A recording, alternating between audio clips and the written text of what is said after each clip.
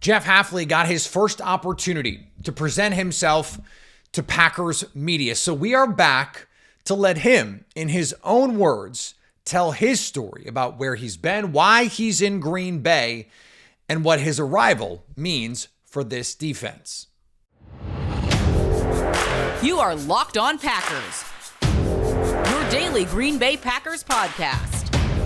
Part of the Locked On Podcast Network, your team every day.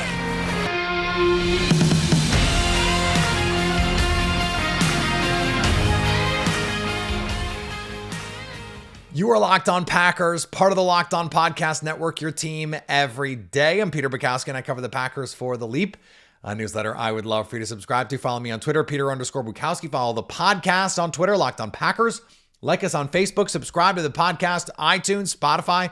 Wherever you find podcasts, you will find Locked On Packers, the number one Packers podcast on the internet.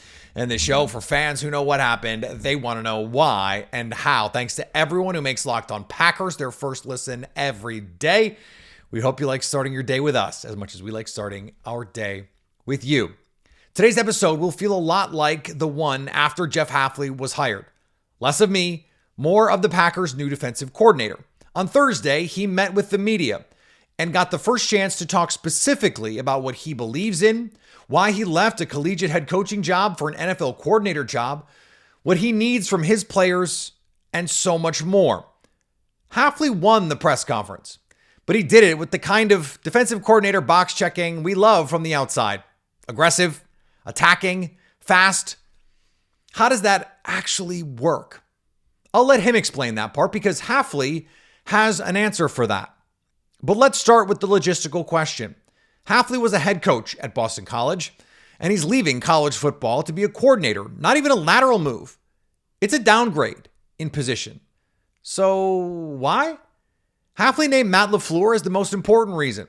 They've never worked together, but Hafley worked with LaFleur's brother at 2 different stops, and Kyle Shanahan twice. For Hafley, though, the allure of Green Bay, of the Packers, might have been enough. And then I guess lastly is a guy that grew up loving football. It's the Green Bay Packers. I mean, this is like the mecca of the football world to me, and probably to most people who grew up loving football. Just being here and driving in the Lambeau every day, it still feels surreal. The community, maybe the best fans in all of the world as well. I mean, that made a really, really hard decision for me. Leaving Boston College, players that I love, staff that I loved, the leadership at the school.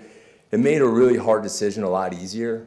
That's not to say there won't be an adjustment. The college game is different, but it's a transition that he's made before. And ironically, the question then was, what does this NFL coach know about the college game when he took the Ohio State job back in 2019?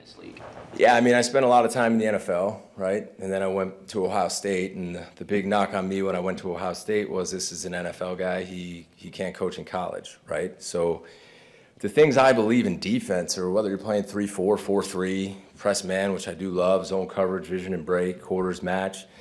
I mean, it comes down to can you take your players who you have and put them in the best position to succeed? And can you take your players and maximize their ability? Like, every player wants to get better, and that's our job to do. Our job is to put the players in the best position to succeed and make plays. Hafley isn't in Green Bay just because he's running a 49ers-style defense. Having been a head coach means he brings an added element to this staff, and Matt LaFleur said he expects to lean on Hafley for more than just conversations about what the defense is doing. The Packers' new DC thinks being a head coach will make him an even better DC because he's used to collaboration. Well, it's going to be a little bit different than we did at BC. At BC, you had to worry about a quarterback pulling the ball and running every single play. So I had to, when I went back, I had to adapt to that. Because I remember going back from when I was in San Francisco, and all of a sudden the quarterback was running the ball every play. I was like, whoa, this is a little bit different, right? So you got to watch the film, you got to adjust. I paid very close attention to the NFL. A lot of times at night, I turn on film and watch what very similar people, a lot of close friends I have on defense were doing, and I've stayed up to date on a lot of it. But then we've got a great staff.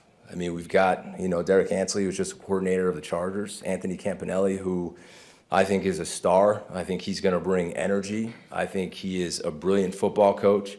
We've obviously kept Reb, who I think did a really good job here. We've moved him to the D-line. I brought Vince Ogabasi, who was my assistant D-line coach. He was with us in San Francisco as well, so he's been part of a very similar scheme, and he's a guy that I really trust. And then Ryan Downer was actually a quality control coach when I was with the Browns. Totally different system, right? And that's the other thing. I've been a part of a lot of different defenses. And again, it goes back to what is this team going to be able to do best to allow us to win games? And whether those ideas come from the staff and we all put it together, I mean, that's how I'm going to do it here. You know, I've been a head coach now, and I think that's helped me, and I think that will help me be a better assistant. I think it will help me be a better coordinator because I'm more open to ideas now because I don't care whose idea it is. If it's the best idea and it's going to help us win games, then that's what we're going to do.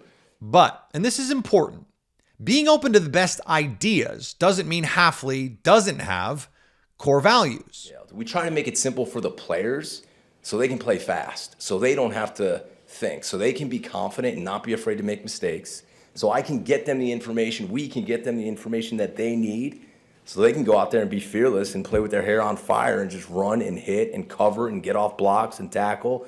I mean, that's the beauty of the scheme. And we got guys that can press. Let's line up and get our hands on people. I mean, I think that's really important. You get a guy who can play his zone third, who can read 2-1. Let's do it and go get the ball. I mean, I've been around like Richard Sherman, who was as good at anybody to ever play the game at that. And then I've been around some of the best press corners that have ever played the game. Guys like Darrelle Revis and a lot of really good guys. So, you know, as we really piece this together, and I'm sure you know right now, and we're watching it, we're putting it together as a staff. But those core beliefs aren't going to change. That's how we're going to play. And our players should be excited about that. I'm excited about that as a coach.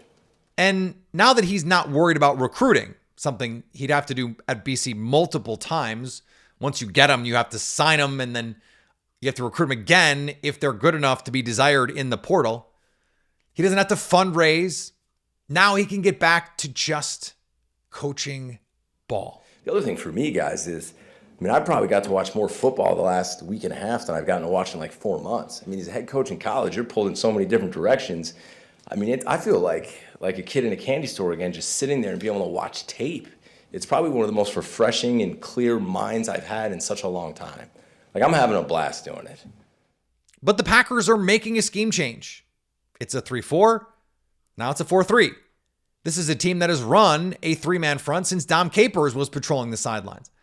Matt LaFleur said one of the reasons he's confident in this transition is the organization believes they already have the players in-house to play this defense. That was part of the consideration. Hafley has been watching the tape, studying his players, and he too believes he can make this transition a quick one. I think it is more of a subtle shift because once you get to 11 personnel, which is what you were saying in nickel defense, which is a much higher percent right now than, say, 2 tight ends or 2 backs in a game. Most teams, including here, are playing 4 down, 4-2-5, 4-3, whatever you want to call it. So it is a less change, I think, right now than it would be, and we feel good about that. After the break, Hafley and LaFleur say they make the new defense easy for players. Okay, every coach wants to do that. How will that work? We'll let Green Bay's next defensive coordinator explain on Locked On Packers. Are you the kind of driver that likes to push things a little further? Ever wonder what adventure could be around the next corner? Our friends at Nissan have a lineup of SUVs with the capabilities to take your adventure to the next level. 2024 Nissan Rogue is perfect for city drives and great escapes. It's the perfect midsize crossover for your next adventure. Gone are the days of connecting your phone. Google Assistant, Google Maps, Google Play Store are built right into this 12.3-inch HD touchscreen infotainment system. That is a lot of words to say. It's really convenient, and you're going to be able to read it. That is what you need. Plus, the 2024 Nissan Pathfinder has room for up to 8, an expansive cargo capacity, and advanced available 4x4 capability. When adventure calls, the Pathfinder is there to answer. Plus, you've got the Nissan Armada if you need it. Take the Nissan Rogue, the Nissan Pathfinder, or the Nissan Armada, and go find your next big adventure. Shop NissanUSA.com. And thanks for everyone who makes Locked On Packers their first listen every day. Locked On has launched the first ever national sports 24/7 streaming channel on YouTube. And now it's also available on Amazon Fire TV in the free Fire TV channels app. Locked On Sports Today here for you 24/7, covering the top sports stories of the day with the local experts of Locked On, plus our national shows covering every league. Find Locked On Sports Today now available on the free Fire TV channels app.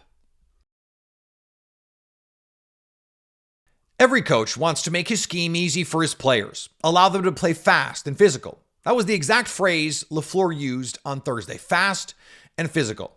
Okay, that's great. But how does one actually accomplish that?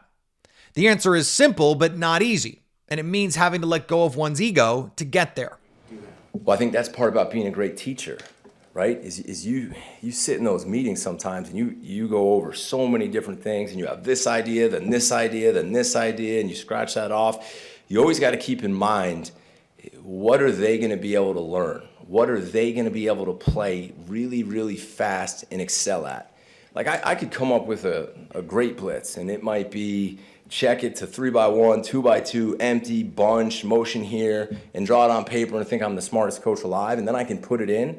And if it doesn't work, I can blame the players. But that's not good coaching, and it's not good teaching.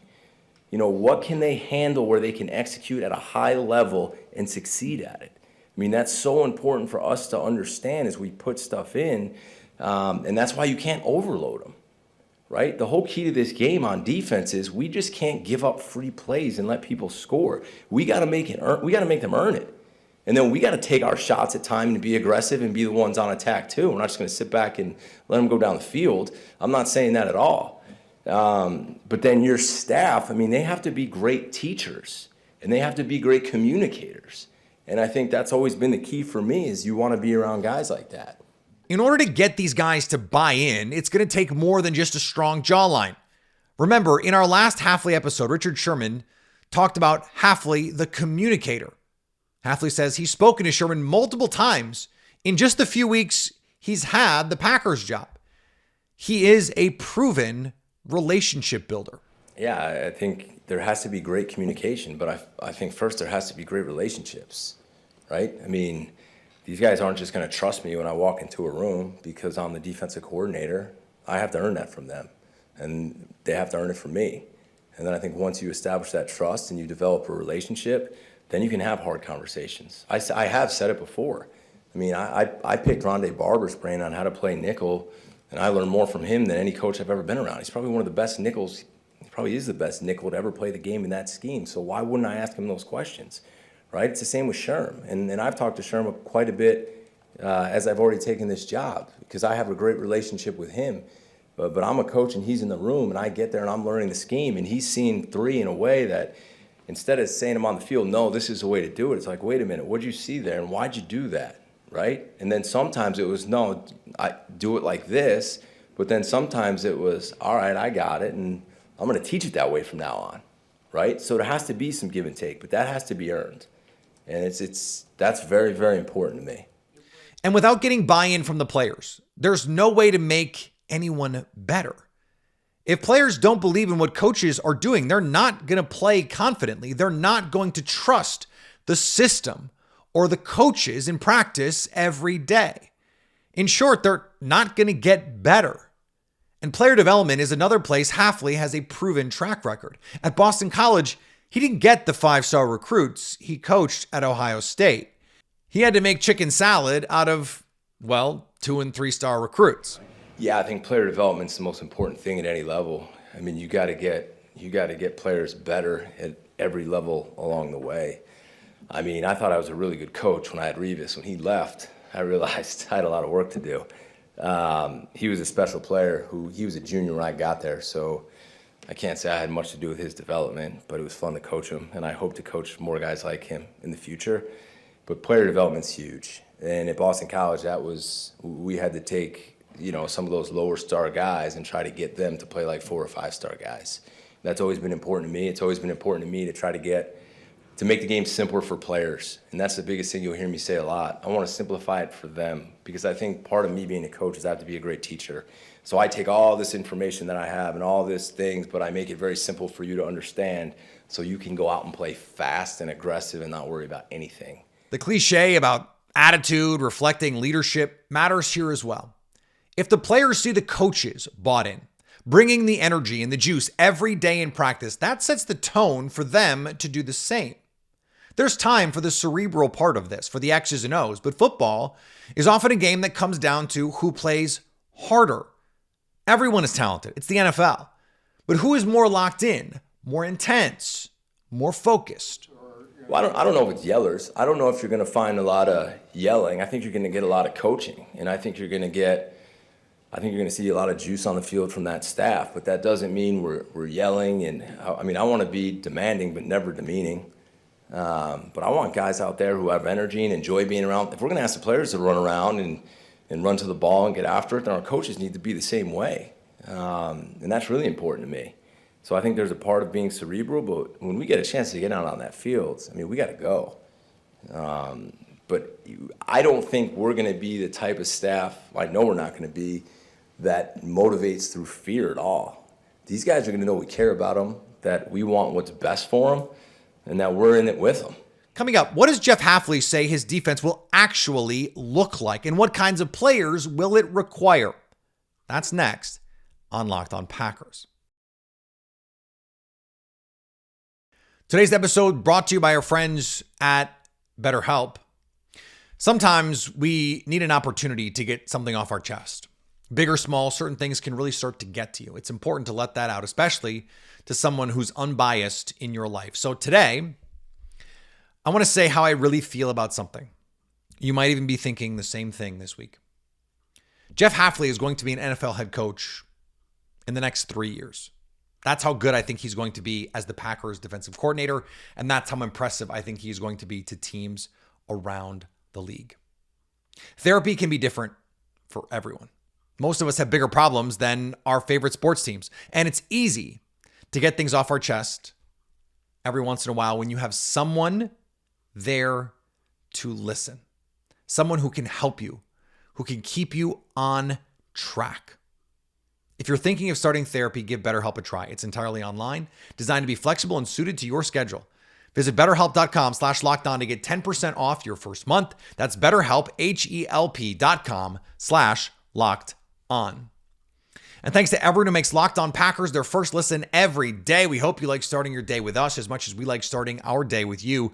Locked On has launched the first ever national sports 24/7 streaming channel on YouTube. And now it's also available on Amazon Fire TV in the free Fire TV channels app. Locked On Sports Today is here for you 24/7, covering the top sports stories of the day with the local experts of Locked On, plus our national shows covering every league.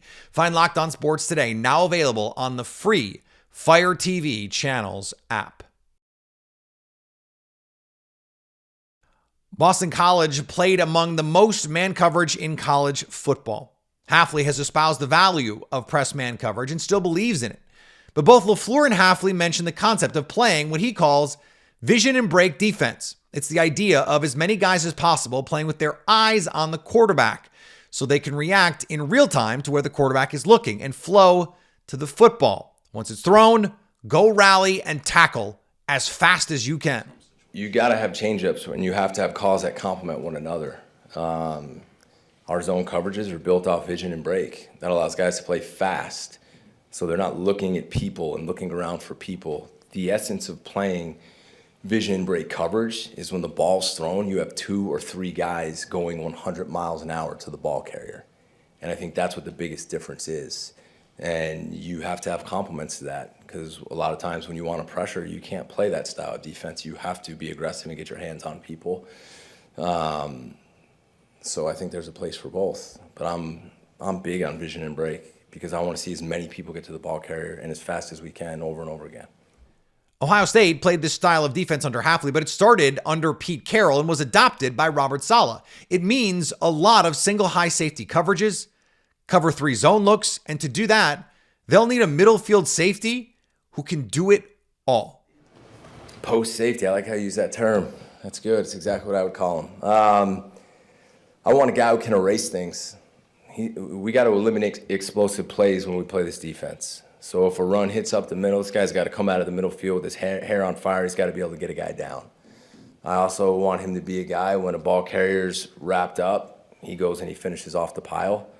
I want a guy who can go from sideline to sideline and take the ball away. I think that position has to be a guy with high ball production, meaning he's got to be able to intercept the ball. He's got to be a guy that can communicate, and he's got to be a guy that can get guys lined up and make some calls back there. And I'd love a guy who can play man, so I guess I'm describing the perfect player to you. But those are some of the traits that I would look for in playing that position. But don't worry. This is zone that won't make Packer fans want to gouge their eyeballs out because it's so passive. In fact, Hafley wants to get more exotic, to use more simulated pressure, and when necessary, to bring designer looks, especially on third down passing situations. In short, it will look a lot like Robert Saleh's defense in San Francisco. I think it's a great question. I think there's down and distances where you got to get exotic and you have to get after people and you have to pressure the quarterback. You got to get guys that can rush and you got to get guys that can cover, but you have to get after the quarterback. I think there's down distances, situations where not as much pressure, but when you get a chance to get after the quarterback, you have to. So I think there's a very fine line of that. And as we build this thing, I think you're going to see some things that look a little bit more exotic, and then there's sometimes we look simpler. I think that's the key to all of this. We'd be remiss if we didn't fold in the human side of this. If Jeff Hafley is going to prize relationships, then we can't forget the fact he has a wife and 2 daughters back in Boston who aren't with him in Green Bay as he puts this defense together. Family matters to him. In fact, he mentioned Matt LaFleur, the person and family man specifically, when he opened his press conference. I'm a dad. Maybe you're a dad. At the very least, you have or had one. That part of Hafley's identity is important to him. Yeah, that's hard. It's really hard. I got an 8-year-old and a 5-year-old. I think this is the first move that the 8-year-old understands that we're moving. The 5-year-old just knows that the new team's the Packers, right? So it's hard. And I'm very lucky to have a wife that understands. You know, she loved living in Boston. She had a great group of friends. And I'm moving, and I inherit friends who are the coaches, and I have something to do every day. And now she's got to find new friends. We got to find a new place to live, and she's got to do most of the moving. So it's a lot harder on her than it is to me. So I'm very grateful, and I really appreciate her for that. I'm going to get home this weekend and try to go back and forth as much as I can, but that's about the best I can do right now. But it's very important for me to be around her and the kids, and you guys will see them around as much as possible because that's very important to me. So thank you for asking that question. Whether Jeff Hafley can pull off this 49ers transformation, we won't know until August and September, maybe later. But right now, it's easy to see why LaFleur and Brian Gutekunst wanted him to run their defense. They may insist they will have a smooth transition with the personnel they have, but they have some clear deficiencies too. They don't have the single high safety they need to run this defense. It's not clear they have the linebackers necessary to take away the middle of the field. Who will be healthy at cornerback and who is playing the nickel? The answers to these questions could define Hafley's success in year one. For the moment, though, it's okay, maybe even right, to be impressed with a hire that at first blush made a lot of people, myself included, go, huh? Listening to him, that's not the feeling anymore. We'll be back next week as the combine gets ready to get underway, talking about why it's important, the kinds of players you should be watching, the drills that are important for certain positions, all of that. It's going to be a fun week. I can't wait. And I'm telling you, the Packers, it matters to them. It might not matter to you, but it matters to the Packers. Back next week. Follow me on Twitter, Peter_Bukowski. Follow the podcast on all of the socials. Twitter, Locked On Packers. Instagram, Locked On Packers. TikTok, Locked On Packers. Facebook, Locked On Packers. YouTube, Locked On Packers. So you can stay Locked On Packers.